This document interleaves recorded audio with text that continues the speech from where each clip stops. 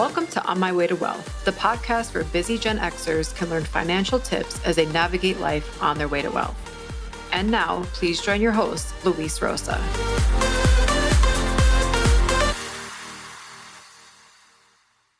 Hello, everyone, and welcome to another episode of On My Way to Wealth, Hispanic Heritage Month edition. My name is Luis Rosa, and I'm your host. Hispanic Heritage Month takes place from September 15 to October 15 every year as a time to recognize and celebrate the many contributions, culture, and extensive histories of the American Latino community. It first began as Hispanic Heritage Week in 1968, and later on became Hispanic Heritage Month in 1988. Since then, the month has been celebrated nationwide through festivals, art shows, conferences, community gatherings, and much more. The reason it starts on September 15th is because it celebrates the independence days of several Latin American countries, including Costa Rica, El Salvador, Guatemala, Honduras, and Nicaragua on September 15th, Mexico on September 16th, and Chile on September 18th. They also include holidays that recognize Hispanic contributions such as Virgin Islands Puerto Rico Friendship Day, which is celebrated in the U.S. Virgin Islands the second Monday in October. For this month, I like to highlight individuals who have made a great contribution in their chosen profession and the community at large. So now I'd like to introduce you today to our very special guest, Crystal Sunbury. Crystal is a certified public accountant and senior manager in the Las Vegas office of RSM US. She spent the first 4 years of her career at a Big Four accounting firm where she served public and private commercial real estate companies and manufacturing clients. Crystal devotes a majority of her time serving clients in the real estate and construction industry, with clients ranging in size from $10 million to over $1 billion in annual revenues. Crystal is a member of the National Steering Committee for the Hispanic Organization for Leadership Advancement, HOLA, Employee Network Group. Crystal also works extensively with RSM's global team in monitoring quality control for RSM's international member firms and serves as designated instructor for RSM's National Learning and Professional Development. Crystal is also the president of the Las Vegas chapter of ALPHA, the Association of Latino Professionals for America. And now, without further ado, Crystal Sunbury. Welcome, Crystal. Thank you, Luis. Thanks for having me. My pleasure. And I know that there's even more to that resume because you're a mom and a wife, right? Yes, mom of 2 boys. So yes, that's my biggest responsibility right now. No, I bet. Yeah, especially with COVID, right? Being at home part of the time, and the kids, are they being schooled at home as well? Yes, they are. Wow. So you got your hands full. You're running running a department and making sure your kids are doing what they're supposed to at the same time. It must be quite the task. So yeah, I commend you for that. So yeah, thank you so much for taking the time to be here with us today on the show. I know our audience is going to find it fascinating to get to know you better. And I'm looking forward to it. So can you tell us a little bit just in general about your general Hispanic background?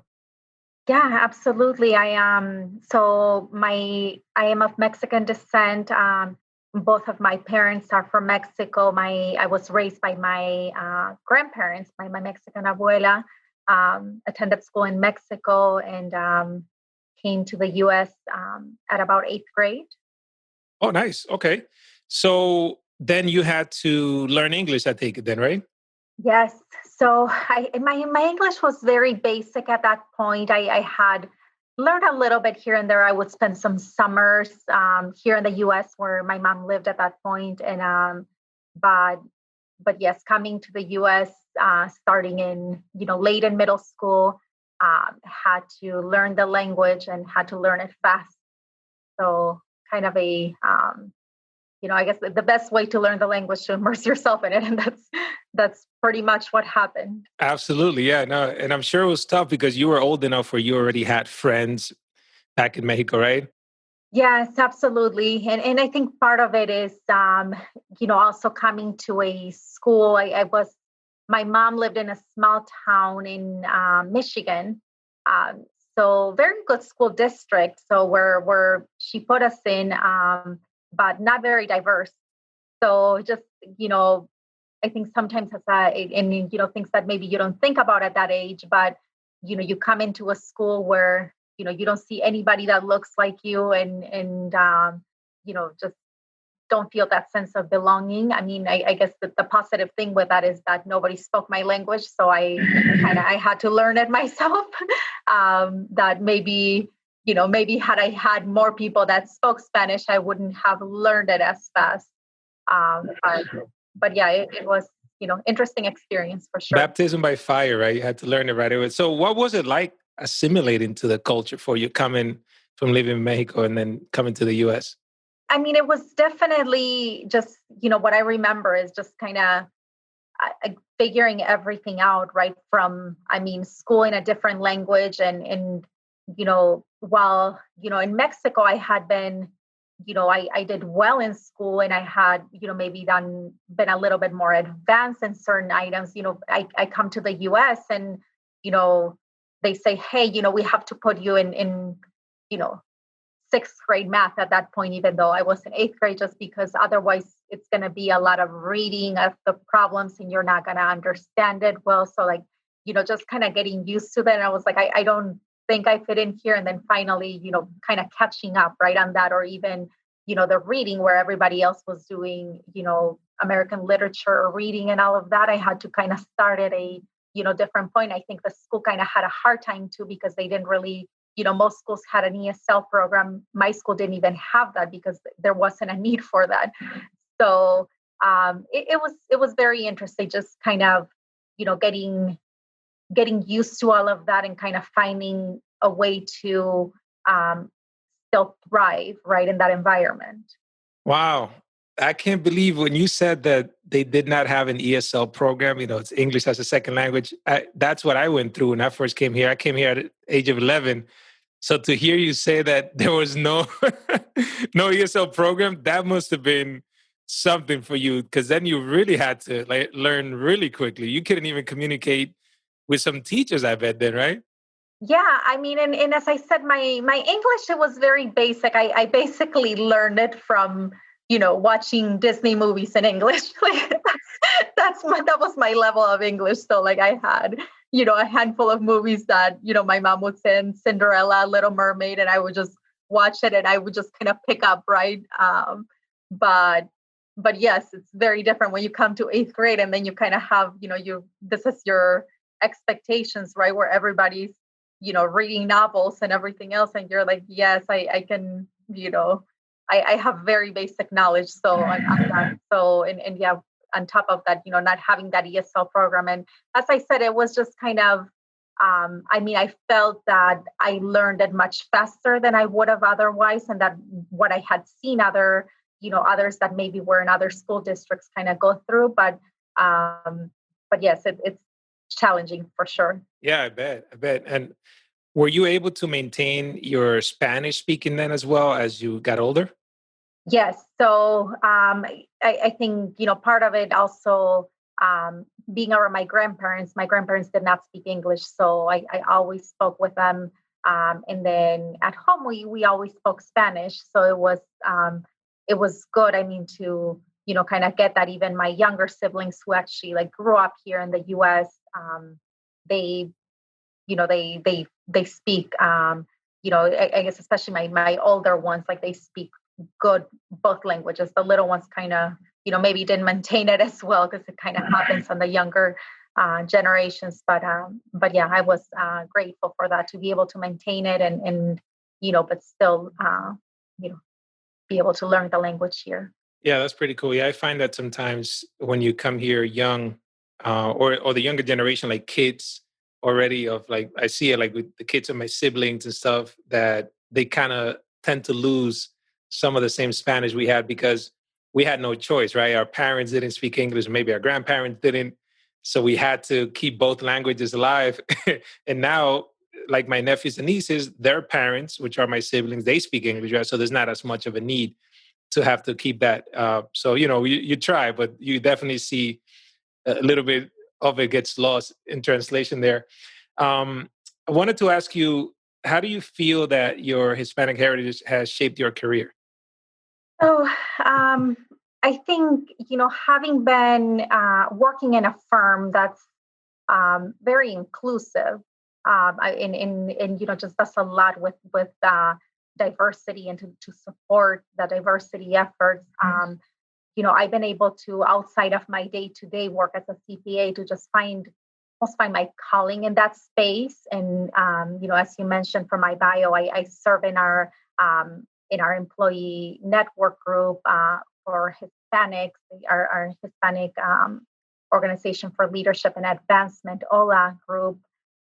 So just being able to find a way to contribute, I think that, one thing that I found kind of going through my career is, there's not a lot of role models, right? And you go into corporate America, you go into, especially the profession that I chose, where, most of the partners are males and they are white males, right? And so to be able to kind of contribute to the retention and development of Hispanics, to see more Hispanics in the firm. I mean, just yesterday, our partner promotions were announced, and one of my colleagues and friends from our HOLA group was promoted to partner, and it's really cool to see kind of like how we're doing this with a program and getting people more to senior leadership levels. So it's I feel that it's something that I've been able to kind of use to have those contributions and to be able to see that and continue to to kind of recruit and retain more of our Hispanic professionals. Nice. I'm so glad to hear that you're with a company that takes that very seriously, because you see a lot of companies just like put out statements, but it sounds like you're in a place where they actually put their money where their mouth is. So that's really refreshing to hear. And something you said also hit home for me, because my industry, the financial planning industry, has also been traditionally like your traditional advisor is usually like a white male in his 50s, right? It's like usually that's the traditional advisor, So, but you've seen a lot of that in the industry change as well. So, thank you for sharing that. And I wanted to ask you something that you touched on was about role models. So, growing up for you, like who were some of the most influential people in your life? So, I would say the females in my life, my grandma and my mom. Just some of the, the hardest worker I know. And I know that a lot of us can relate to that as Hispanics, right? Like you come to this country and work hard. And so I feel that, I learned my work ethic from them. And I think it's something that has, shown, proven to be my most valuable assets coming into, into an industry where that's something that's expected. I work in public accounting. We have our traditional busy seasons, which, sometimes you're working 60, 70 hours a week or, sometimes more.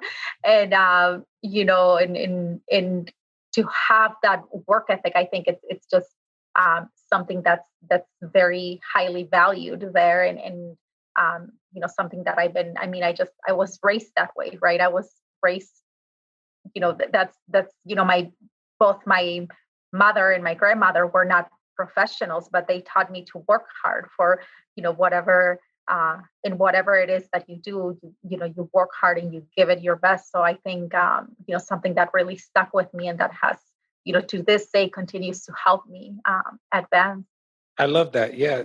People can't take that away from you for sure. Yeah. I appreciate that. Definitely. So take me a little bit through how you got to where you are today. Basically, how did you end up working with RSM and all that? So I, as you mentioned, I in my bio, I started my career with a Big Four firm out of college. And then decided when I moved here to Las Vegas, I looked for other opportunities when I left that firm and started with RSM and found it to be just at that point, I was getting ready to start my family and still wanted that, to have a large firm that has all the resources and knowledge and opportunities. But wanted something that maybe had a little bit more balance than I would have had in a Big Four firm. So found RSM to be just the perfect fit and started with them. I've spent the rest of my career since then with RSM. So yeah, it's been a great firm. It's proven to be, as I said, it has. I've had a lot of opportunities. Being able to anything from just continuing to develop my real estate expertise to working with our national office on different projects, and then also doing inspections for our global offices, which has been a really cool experience as well. Going to Central and South America to do the inspections, obviously pre-COVID, doing these things, I think has given me really good experience and has been something that I've really enjoyed as well. Oh, that's pretty cool. I like that travel aspect there. Yeah, and I definitely limited a little bit more than I used to. I think with two young kids, it's harder to do a ton of travel, but I think it's about the right amount. I think kind of being able to do it from time to time to continue to develop expertise and learn more and get those good opportunities. That's pretty cool. So how long have you been with the firm now? So I have been with the firm for just over 6 years. And then for about 10 years in public accounting. Oh, wow. And you've already had several different roles within the organization? Yes. So in public accounting, I mean, one of the really cool things that I attracted me to it when I came into the profession is that, no matter what, you start as a first year associate. Like it's not, and I think it's something that I value as, coming from a background of a first generation professional where, you see a lot of, maybe people that are not in that spot and then maybe get a business handed down to them or, whatever it is. And I think it's really kind of the definition of the American dream, right? Like where you start, like no matter what your background is, you start as a first year staff. Like you can be, the son or daughter of a partner, or you can be, just a first generation student that just kind of chose this as their career. You're going to start at the same spot and you have the same, you have those opportunities to progress in the firm, and everybody has the opportunity to make it to partner and then have, senior partner roles as you kind of progress. So I found that really cool because I've been able to meet even, as I, and as part of working on the HOLA organization, the employee network group, just, meet other partners that have similar background to mine and that have made it, beyond where I would ever imagine. Right. So I think it's nice to kind of, to get those opportunities and to see that, if you work hard, you can, and have the right mentorship and everything else, that you can really progress in this type of career. Yeah, that's awesome that you had that clear path, because I find that, that a lot of people, unfortunately, are in careers where there's probably not that clearly defined path or the opportunities to continue to develop their career within an organization. So I'm glad to hear that as well. It's super important for advancement for sure. Thank you for sharing that. So I wanted to switch gears a little bit now and talk a little bit about Alpha. So tell us a little bit about what Alpha is, the benefits it provides to the community and the members as well. Yeah, absolutely. So Alpha, for those of you that haven't heard about it, it's the Association of Latino Professionals for America. And it's an organization, dedicated to advancing the careers of Latino professionals. So it has been around for almost 50 years. Actually, they have their 50th anniversary coming up. We have a chapter here in Las Vegas, which I am the president of that chapter. And the reason I came into that role is I've been very passionate about the organization since I was a young associate. When I started my career, I got involved with it and really enjoyed working with the organization. I really enjoyed everything it did at that point for working a lot with our students in in a couple of different campuses. And so the organization has grown significantly. It has chapters across the U.S. in both university chapters and professional chapters. And what we do is, as I said, we work on, helping Latino professionals advance their career. So that is through, helping students with, mentorship, mentoring them through just application process and, interview process as they get ready to apply to different opportunities and kind of coaching them through that. And then, for professionals, we offer mentorship. We offer a lot of, networking events, professional development events that help our professionals in connect and advance. And for our more seasoned professionals, also getting into the C-suite, and also for the companies that partner with us, helping them increase that diversity in the workplace. So I think, just overall, the organization does quite a bit for its mission is to advance Latinos and just see more of them in the workplace. So it's been really great to work and to build a chapter here locally. Yeah, and I think that's quite the mission, and it's so needed. And I love how the organization touches on different aspects. So all the way from cultivating students and helping them go through application processes, also people who are already established and want to move up in their career, and then also helping companies have like the availability to further diversify their workforce. I mean, that's amazing. I love how like all encompassing it is, so that's pretty cool. So let's say someone wanted to get involved either with your chapter or the organization in general. What are some of the ways that people can get involved? So our website is alpha.org, ALPFA, and you can go there, alpha.org/membership, and sign up for membership. You select your chapter there where, fill your information where you're located. And we have different levels of membership. I mean, anything from like basic free membership, we have student membership, and then just the paid professional membership as well. So you can select your options there. And then, other than that, I mean, once you sign up for membership, you'll stay in the know as to what events are happening locally. You can follow your local chapter too in different social media. I know here for Las Vegas, we have LinkedIn, we have, Instagram, Facebook. So you can find the pages, follow them, and then just attend their events. Right now, we have a lot of virtual events that we're doing quite a bit for Hispanic Heritage Month. So if you follow us, you'll get to see all of that. And then for organizations that want to partner with us, we invite them to reach out to us, and depending on their goals, we can create different packages to work with individual organizations to help them achieve those goals.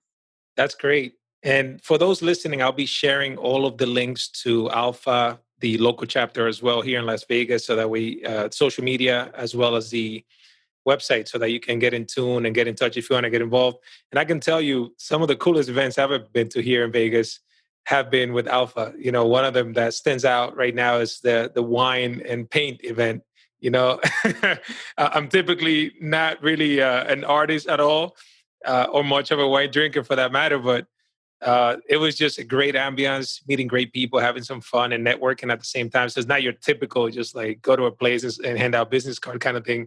You truly get to know people and enjoy their company in a fun manner. So definitely fun event. So definitely check them out. And you could just go to onmywaytowealth.com, and in the show notes there'll be all the links. We will have a virtual wine and paint event. So it's our kickoff for Hispanic Heritage Month on September 17th. So we will have that information out as well. Oh, awesome. Yeah, we'll be sure to get that out. That sounds great. So I wanted to ask you, what are some of the resources you wish you had grown up that perhaps could have helped you on your way that you wish you had that you didn't? So being a first generation student and professional, looking back, I feel that I had to figure a lot of it on my own. I was very fortunate to have, mentors along the way.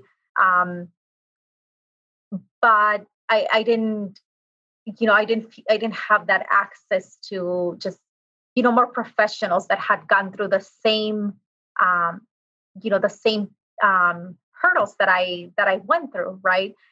So I think it's something that, I wish I would have had more of, just, more access to maybe another, Latina that look like me, and that I can, I say, like, that has gone through some of the similar things. And that's why, this is why I love, working with Alpha and working with our Hispanic organization at RSM, because I feel that it gives those younger professionals that opportunity, and those students that opportunity that I didn't really have, and as I said, I had some good mentors and I had people helping me, but I feel that, sometimes it's, even realizing what, one is missing, right? And I think as a, when you've gone through those hurdles and through that path, what those students are going through, and how to help them. Yeah, I think you bring up a great point, because one aspect of it is seeing somebody like you who has made it or is doing what you're trying to do, et cetera. But I think even more importantly is having that same person be able to tell you about the hurdles, because you could probably avoid making some of the mistakes that they made, as opposed to you finding out on your own. So it could save you some headache and some time, right? For Absolutely. sure. Yeah, that is, I think, something that for sure it's super beneficial to have somebody that can guide you along the way. And do you feel like there's anything today that is still lacking or unavailable for Latinos as they work towards achieving their goals? So I feel that, the main thing is guidance, right? Um, having more of that guidance, even just to know what your career options are, or where to, I think as I was, even applying to college, I didn't even know, kind of what the application process was like. And I've spoken to other professionals kind of in my shoes now, and we laugh at, one of them told me one, she's like, I didn't even know you had to apply to multiple colleges. I just applied to the one that I was going to, right? But like, sometimes it's just that not having that guidance at home, right? Because your parents, and again, like this for the first generation students, right? Like your parents didn't go through that. So you don't have that, that basic guidance that I feel that, a lot of students are lacking. So just having, I mean, something that I think, we would think about is basic now, that, when you're going through it for the first time, you don't know. So I think just having more of that guidance and that support as to, what are your options? Where should you apply to college? Why should you go here versus there? And kind of having all that information available, I think is something that, we just need to, and this is why our Latino students need more mentors like us, right, to be able to provide them. Yeah, agreed. And I can relate to that. I was laughing when she was saying it, because I remember when I came here and it was time for me to go to college, like my parents never went to college. They didn't even graduate high school, number one. And then number two, they didn't know English. So when it came time to apply for school, that was not something that they could help me with at all. Filling out all the college application forms, the FAFSA forms to apply for financial aid and all kind of stuff, like none of that. I mean, we just had to figure it out. And like you said, I didn't apply to too many colleges either, because there wasn't that much guidance. Unfortunately, even though there was like a guidance counselor in school, but there were so many students to just like that one person that I don't think they could have possibly helped everyone in the way that we would like. But yeah, it's real, and I guess that's still there, right? So if you had one superpower, what would it be? One, the I think this is the only one positive thing that I've enjoyed from COVID, is not having to commute. So I would say teleporting. Just being able to. I think being a mom of two kids, having a busy career, and just a busy schedule with, my outside of work activities such as Alpha. I value every minute of the day that I get. So just being able to eliminate some of the commute, back and forth would be awesome. Yeah, that makes sense. Snap your fingers and be at the next place. Maybe Elon Musk will come up with something. That's right. So I want to ask you a couple of fun questions. One of them is, actually, before I get into that, let me ask you one more thing on the serious side. What is one of the most common misconceptions that you believe people have about Hispanics or the Hispanic culture in general? So I think the one that I've seen that kind of bothers me a bit is that we're all the same, right? That Hispanics are all the same, or Latinos are all the same, and just not realizing that Latin America is just such a diverse melting pot, right, with so many cultures. And I don't know, I think that's one that I commonly still hear, and I think they associate Latinos with Mexico, and it's clearly not the case, right? They lump us all in one box, right? It's just all Mexicans. Yeah. That's funny. That reminds me of a movie that I saw. And yeah, it was a comedy, but the guy was like, yeah, all the Mexican countries. He was referring to like Yes. Yeah, the entire Latin population.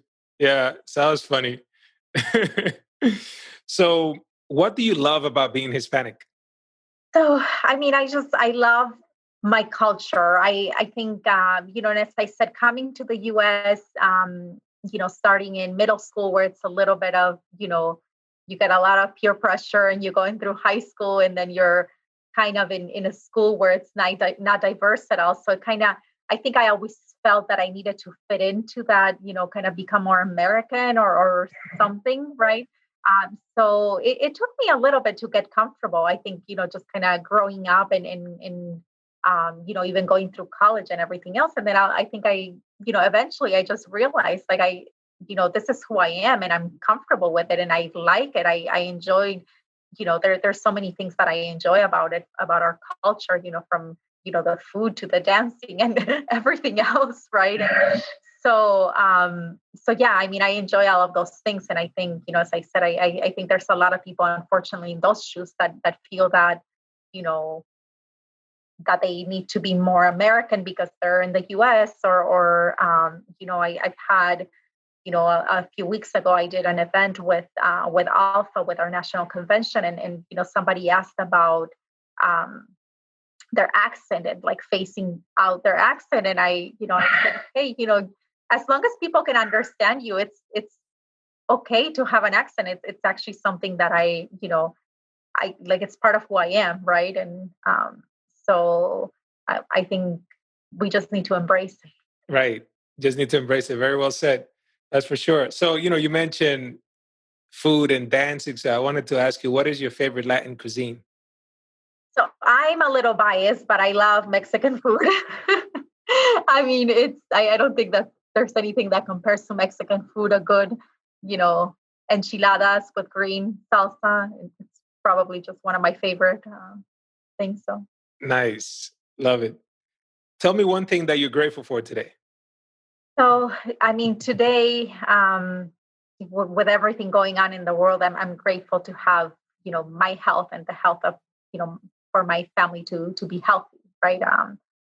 So yeah, that's grateful for my family, grateful for our health, and yeah, health is wealth. You can always make money back and all that stuff, but your health is, if you don't have the health, you can't enjoy anything else, right?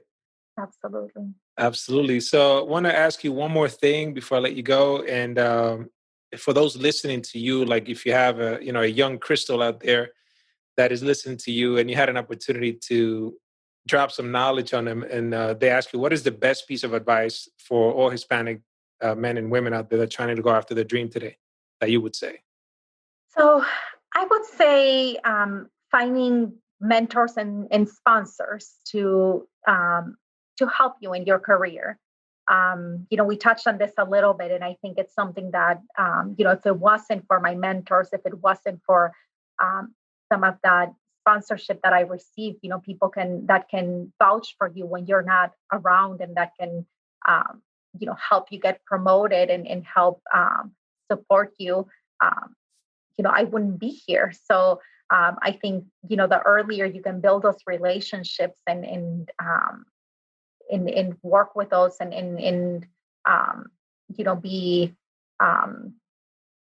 proactive about having these relationships and asking, the right questions and continuing to develop in any aspects that, that are needed, that they mentor you on, I think is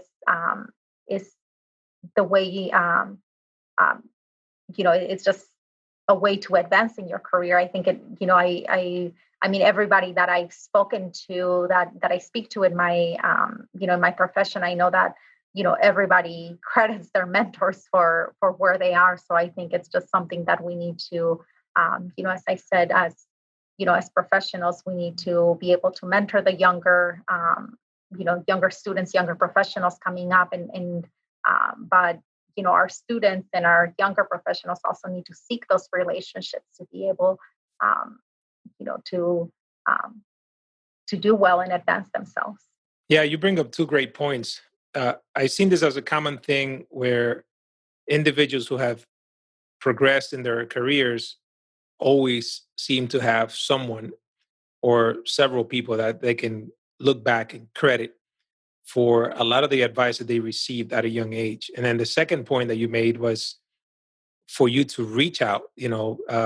Hardly anybody's going to come to you and say, hey, do you want me to mentor you? Right. So sometimes you have to ask, you have to go reach out to people that you think are in a position to help you advance, and don't feel, don't be afraid to ask, because if you don't ask, you're probably not going to get it, right? Very likely you're not going to get it. So worst case scenario, you ask and they say, no, they can't, right? But definitely feel like empowered to go and ask. And then eventually when you're in a position that you feel like you've made it, then you pay it forward, and then you take on a mentor or two here, a mentee or two here and there, right? Yeah, absolutely. And I think, I think it's something that I, almost like stumbled upon and had good relationships early on, but I don't think that early on I was as proactive. And, looking back, I just, I wish I would have been. And it's just advice that I give to every young professional that I meet. Like, don't be shy to, go up to someone, and chances are they will want to mentor you, that they will want to do this. I think most people are very, love doing that and just love having that opportunity to work with our younger generations. Yeah, that's great advice. Well, thank you so much, Crystal. I appreciate it. I know you have to teleport somewhere else now. Thank you. Yeah, I appreciate having you on. So everyone, again, listening, I'll be putting out all the links to get in touch with Crystal and Alpha as well, so you can check out their events and learn more about the organization and how to join. If you have any questions, feel free to send me an email at luis@onmywaytowealth.com. If you're interested in financial planning, I'm also offering a complimentary 30-minute consultation, which you can schedule by going to my business website at buildabetterfinancialfuture.com. Thank you for tuning in, and I'll see you on the next episode. Thank you for listening to On My Way to Wealth. If you have any questions, please send me an email at luis@onmywaytowealth.com. The information provided here is for information and education purposes only. The opinions expressed herein are solely those of myself, unless otherwise specifically cited. Material presented is believed to be from reliable sources, and no representations are made by my firm or myself about other parties' information or accuracy or completeness. All information or ideas provided should be discussed in detail with a financial advisor, accountant, or legal counsel prior to implementation. Thank you.